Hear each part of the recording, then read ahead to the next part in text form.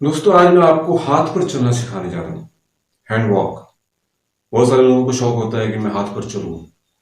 बड़ा इंप्रेसिव लगता है जब कोई इस तरह चलता है हाथ पे। तो मैंने जब अक्षय कुमार की जो फिल्म थी सौगंध, उसमें जब उसको चलते हुए देखा तो मेरे अंदर भी इच्छा पैदा हुई। मैंने सोचा ये कराटे करता है और हाथ में भी चल सकता है, मैं भी कराटे सीखता हूँ, मैं क्यों नहीं चल सकता, मैं भी चलूंगा। उसी दिन से मैंने प्रैक्टिस शुरू कर दी थी। लेकिन देखो, हाथ पर चलने के लिए कम से कम आपको 1 महीने से ज्यादा समय लगेगा। मैं ऐसे नहीं कह सकता जैसे कुछ लोग थंबनेल पे लिख देते हैं फ्रंट स्ट्रेचिंग के बारे में कि 1 हफ्ते में फ्रंट स्ट्रेचिंग यानी कि फुल स्प्लिट कर लो, यानी कि 1 महीने में, कई बंदे लिखा होता है 1 महीने में फुल स्ट्रेचिंग करो। ऐसा नहीं हो सकता। स्ट्रेचिंग उम्र के हिसाब से होती है। अगर आपकी उम्र 4 साल से कम है तो आप एक दिन में फुल स्ट्रेचिंग कर लोगे। अगर 10 साल के आसपास हो तो 2-3 महीने लग सकते हैं। अगर आप 15 साल के आसपास हो तो 1 साल भी लग सकता है। अगर आप 20 साल से ऊपर की एज के हो तो 1.5 से 2 साल भी लग सकते हैं फुल स्ट्रेचिंग करने में। आपकी मेहनत पर डिपेंड करता है। अगर आप डबल मेहनत करोगे, सुबह शाम दोनों टाइम करोगे, और आप 1 घंटे या 2-2 घंटे करोगे तो हो सकता है कि हाफ समय लगे। यानी 15 साल के बच्चे को जैसे 1 साल नॉर्मली लगता है तो आप 6 महीने में भी कर सकते हो। तो इस तरह फेक बातों पे मत जाया करो। ऐसा कुछ नहीं होता। इसीलिए लोग, कई बंदा क्या करते हैं, सोचते हैं लो इसने लिखा था 1 महीने में होगी, मुझे तो 6 महीने हो गए, मेरी स्ट्रेचिंग फुल नहीं हुई। तो इसलिए पहले से आपके माइंड में पता होना चाहिए आपको कितना समय लग सकता है। उसी तरह हाथ पे चलने के लिए कम से कम 1 महीना लगेगा अगर आप टेक्निकली करोगे तो, जैसे मैं आज आपको सिखाने जा रहा हूँ इस तरीके से करोगे तो। वरना आप 2 महीने में, 4 महीने में लग सकते हैं अगर आप अंधाधुंध करोगे। मैंने अपने लॉजिक के हिसाब से मैंने प्रैक्टिस की। मैं भी कम से कम 15-20 दिन कोशिश करता रहा ग्राउंड में जाके, लेकिन कोई फायदा नहीं हो रहा था। क्योंकि हाथ पर चलने के लिए सबसे पहली चीज जो आपकी जरूरत है वो है आपके बाजुओं में, आपके आर्म्स, आपके शोल्डर में, आपकी बॉडी को सहने का दम होना चाहिए। नहीं, आपकी बॉडी वेट को उठाने का दम होना चाहिए आपके बाहों में। और दूसरी बात कि आपको ये पता होना चाहिए कि किस तरीके से स्टेप बाय स्टेप आपने प्रैक्टिस करनी है। डायरेक्ट ग्राउंड में नहीं करना। सबसे पहले आपने दीवार के सहारे खड़ा होना है। हाथों को दीवार से 1 फीट की दूरी पे रखना है नीचे, और फिर पैर को उठा करके ऊपर दीवार के से टच करना है। और दीवार के साथ आपकी एड़ी टच होनी चाहिए। पैर, पूरी बॉडी टच नहीं करनी, आपने एड़ी को टच करना है। मैं पहले हाथ से दिखाता हूँ फिर प्रैक्टिकली करके दिखाऊंगा। एड़ी को टच करना है, ये आपके हाथ है, दीवार से इतनी दूरी पे है। और आपने बार बार एड़ी को अपने हाथों के दम पे, इस तरह हाथ है ना जो, इसके दम पे दबा के ना अपनी बॉडी को, इस तरह उंगलियों के दम पे अपनी बॉडी को दीवार से यहाँ से इस तरह दूर करने की कोशिश करनी है। आपने एड़ी को इस तरह मार के नहीं करना, तो अपने हाथों के दम पे इसको इस तरह उठाना है। और जैसे आप इस तरह उठाते जाओगे दीवार से अपनी एड़ियों को हटाने की कोशिश करते रहोगे, पहले तो आप कर नहीं पाओगे। आपने काउंटिंग करनी है कि आप कितनी देर हाथ पर खड़े हो सकते हो। और काउंटिंग करनी है रिदम में, यानी कि आपके जो, जब भी आप कोई चीज करते हो ना, आपकी एक रिदम होती है, गाने की जिस तरह एक रिदम होती है उस तरह काउंटिंग भी होती है। जैसे आप पहली बार अपने हाथ पर खड़े हुए, दीवार के साथ पैर पैर लगा के खड़े हो गए, आप गिन रहे हो 1, 2, 3, 4, 5, इस रिदम में आप गिन रहे हो, तो 10 तक आपने गिना है। लेकिन अगली बार अगर आप रिदम चेंज कर दोगे, आप स्पीड बढ़ा दोगे, यानी कि 1, 2, 3, 4, 5, 6, 7, 8, 9, 10, रिदम चेंज कर दिया आपने, तो आपको तो जो 10 सेकंड थे वो तो आपने 4 सेकंड में 10 काउंट कर दिया। तो इसलिए रिदम आपकी सेम होनी चाहिए। आपने अपने रिदम की प्रैक्टिस घड़ी के कांटे के हिसाब से कर लेनी है। घड़ी को देख के आप काउंटिंग करके देखो, 1, 2, 3, 4, इस तरह काउंटिंग इस तरीके से रखनी है। 1 सेकंड में 1 गिनना है, दूसरे सेकंड में 2 गिनने, उस तरह। तो पहली बार अपने हाथ रख के पैरों को दीवार पर टच करके आपने गिनना है कि आप कितनी देर खड़े हो सके, क्योंकि पहली बार आप 10-15 सेकंड से ज्यादा खड़े नहीं हो सकते। और उसके बाद फिर दोबारा आपने कोशिश करनी है, फिर दूसरे दिन फिर करना है। और फिर आपने पैरों को दीवार से हटाने की कोशिश करनी है हाथों के दम पे। इस दीवार को इस तरह मार के नहीं, पैरों से मार के दीवार को, पैर से दीवार को ढकेल के आपने दूर नहीं जाना, हाथों के दम पे आपने बॉडी को इस तरह खींचना है। तो आपने पहले कैसे खड़ा होना मैं पहले आपको दिखाता हूँ। इस तरह हाथों को दीवार से, ये जो दीवार है इससे 1 फीट या 2 फिता, हाथों को इस तरह एक एक इस 1 फिता होता है, ये 2 फिता होता है, तो इतना दूर आपने जमीन पे रखना है हाथों को, इस तरीके से, या 1-1.5 फीट के आसपास जमीन पे रख के अपने पैरों को उठा देना है। कैसे उठाना है देखो, ऐसे है, इसको इस तरह करके इस तरह उठाना और इस पर काउंटिंग करनी है, 1 2 3, इस तरह मन में गिन लो, चाहे मुंह से बोल लो, 5 6 7 8 9 10, 1 2 3 4। इस तरह जब आपके हाथ कांपने लग जाए और आपकी बॉडी नीचे आने लग जाए, तब आपने इस तरह करके तो उठ जाना।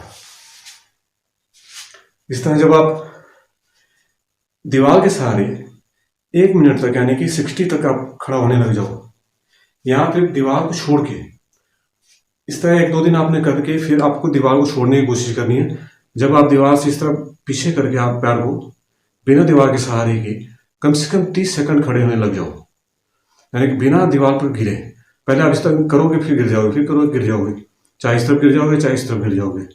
ये दीवार से जब आप इस तरह हटाया, पहले आपने 1 2 3 4 तक फिर गिर गए, फिर 1 2 3 4 5 6 7 8 तक इधर गिर गए। तो इस तरह जब आप 10 तक, 15 तक, 20 तक आप इस तरह यहाँ आए और 30 तक आप यहाँ रह गए, आप गिरे नहीं और नीचे भी नहीं गए, हाथ भी नहीं कांपे, यानी कि इसमें कम से कम 10-12 दिन लगेंगे, कम से कम, मैं बोला ज़्यादा भी लग सकते हैं।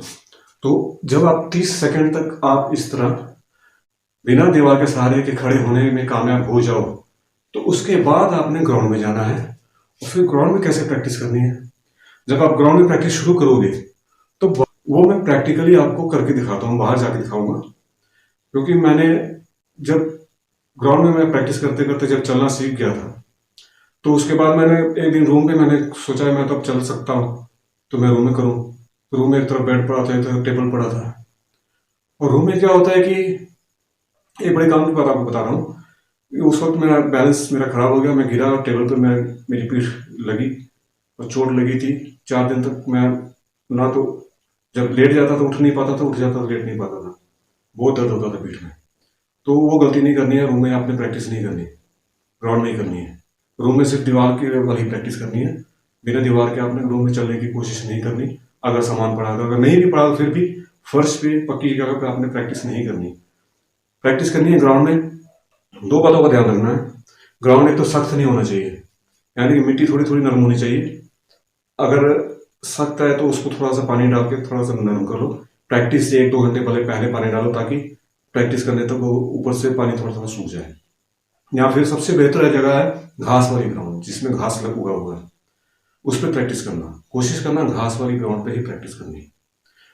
और दूसरी बात है कि जब भी गिरो, पीछे की तरफ गिरोगे आप, ज्यादातर पीछे की तरफ गिरो। जब टांग यहाँ से उठाओगे तो सीधे पीछे चल जाओगे, रुक नहीं पाओगे। तो फिर पीछे में आपने जाते समय अपने घुटनों को इस तरह मोड़ देना है, ताकि आप इस तरह जब ग्राउंड है इस तरह जा रहे हो, यहाँ से जब उठे तो आप पैरों पर गिरो। अगर आप पीठ पर गिर गए तो बहुत जोर चोट लगेगी, आपके सर को भी झटका लग सकता है, सर दर्द भी हो सकता है, कमर में चोट आ सकती है। इसलिए कोशिश करनी यहाँ से गिरे तो पैर के बल पर गिरना है, यहाँ पर इस तरह। आपने इस तरह पीठ पीठ नहीं नीचे गिरने देनी। हाँ, पैर पर गिर के पहले पैर पर गिरना, उसके बाद में अगर टच हो जाओ तो फिर आपको ज़्यादा चोट नहीं लगेगी। अगर आप डायरेक्ट यहाँ पर पैर सीधे गिर गए तो पीठ कुछ भी हो सकता है। तो मैं आपको सब कुछ करके दिखाऊंगा, भले ही मुझे आता है चलना, लेकिन मैं आपको एक बिगिनर की तरह दिखाऊंगा करके, एक्टिंग करूंगा पूरी। उसे देख के आपको लगेगा नहीं कि मैं एक्टिंग कर रहा हूँ, आपको लगेगा वाकई मुझे चलना नहीं आता। लेकिन मुझे देख के आपको लगेगा कि 10 मिनट में ये चलना सीख गया, लेकिन ऐसा नहीं है, मुझे भी 1.5-2 महीने लगे थे, 1 महीने से ऊपर ही लगेगा, ये बात याद रखना। तो चलिए मैं आपको ग्राउंड में दिखाता हूँ। एक बात और मैं कहना चाह रहा था, देखो मैं रूम में क्यों गिर गया था। देखो, जब आप चलते हो कहीं पर, जैसे आप जमीन पे चल रहे हो, जमीन पे आप 6 इंच की दोनों लकीरें खींच लो पैरेलल, और उस बीच में आप इस तरह के चलने की कोशिश करो, ठीक है। 6 इंच के बीच में आप पैर रख के आराम से चलोगे। मैं अभी देखो, अभी मैं एक पैर के आगे दूसरा पैर रख के चल रहा हूँ, तो चल रहा हूँ।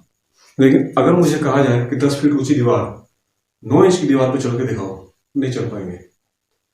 जबकि बैलेंस है, नहीं चल पाते। क्यों? डर, कॉन्फिडेंस नहीं है। बैलेंस तो है, कॉन्फिडेंस नहीं है। डर लगता है, गिरने का डर, कहीं गिर गया तो। इस डर की वजह से हम नहीं चल पाते हैं। थोड़ा सा एक दो बार पैर आगे करते हुए पीछे आ जाते हैं डर के मारे। तो इसको कहते हैं कॉन्फिडेंस की कमी। सेल्फ कॉन्फिडेंस का सबसे बेहतरीन समझने का ये तरीका है। और अब 2-4 दिन अब तक आप कोशिश करोगे, धीरे धीरे कॉन्फिडेंस बढ़ता रहता है। और फिर वही दीवार जिस पर आप एक कदम भी नहीं चल पा रहे थे, उस पर आप दौड़ने में लग जाओगे, दौड़ के इधर से उधर चल जाओगे 2-4 दिन में। सिर्फ कॉन्फिडेंस आना चाहिए, बैलेंस की बात नहीं होती। अगर आप जमीन पर 6 इंच की जगह पर चल पा रहे हो बिना प्रैक्टिस के, तो दीवार पर नहीं चल पाते डर की वजह से। तो इसीलिए मैं ग्राउंड में चल रहा था, लेकिन रूम में गिर गया था डर की वजह से। उधर टेबल है, इधर बेड है, तो इसलिए रूम में प्रैक्टिस नहीं करनी, ग्राउंड में ही करनी है। तो चलिए अब ग्राउंड में चलते हैं। दोस्तों, अंग्रेजी में एक कहावत है, try try try again and again, you will succeed once. मतलब बार बार कोशिश करो, सफलता जरूर मिलेगी। देखिए, इस तरह आप ट्राई करते करते कभी कभी पीछे की तरफ गिरोगे। देखिए, इस तरह पैर पहले नीचे रखने हैं, बाद में बॉडी नीचे टच करनी है। देखने में लगा होगा कि बहुत आसानी से गिर गया, लेकिन जब अगर पैर टच ना हुए तो बहुत जोर चोट लगती है पीठ पे। इस तरह पहले दिन आपके साथ इसी तरह होगा, कभी आप पीछे की तरफ गिर जाओगे, कभी आप आगे की तरफ नीचे गिरोगे। और कोशिशें करती रहनी है। 3-4 दिनों के बाद आपका थोड़ा बहुत 1-2 स्टेप चलने के काबिल हो जाओगे आप। ये फर्स्ट डे सेकंड डे समझ लो हो रहा है आपका। थोड़ा सा 1-2 कदम आगे पीछे हुए, लेकिन लगातार लगे रहोगे रोज, तो इम्प्रूवमेंट होती रहेगी। इसको प्रैक्टिस करने का एक फ़ायदा और है, इसमें आपका शीर्षासन के जो फ़ायदे हैं वो भी होते रहते हैं। ये देखिए, ये हफ्ते बाद इस तरह आप थोड़ा सा ऊपर रुक सकते हो, रुकने लग जाओगे। ये हाथों की उंगलियों, बाहों के लिए, अपने कंधों के लिए, शोल्डर के लिए बेस्ट एक्सरसाइज है। ये कंप्लीट पावर एक्सरसाइज है आर्म्स की।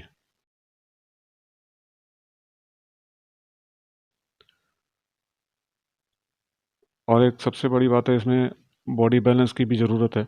बैलेंस की प्रैक्टिस भी हो रही है। ज़्यादा देर पहले दिन ज़्यादा देर तक नहीं करना, क्योंकि इस तरह आपका ब्लड सर्कुलेशन सर की तरफ आता है। पहले दिन करोगे तो आपके सर में दर्द भी हो सकता है, ज़्यादा देर तक अगर करते रहोगे तो।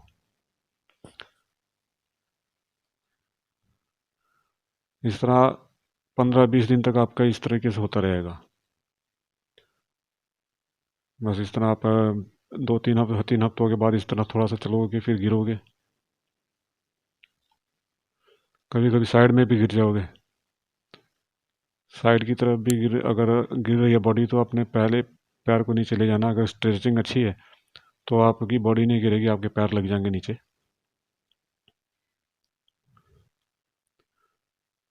देखिए, इस तरफ गिर रहा था, इस तरफ पैर लग रही है। इस तरह पहले पहले आपके साथ तो होगा।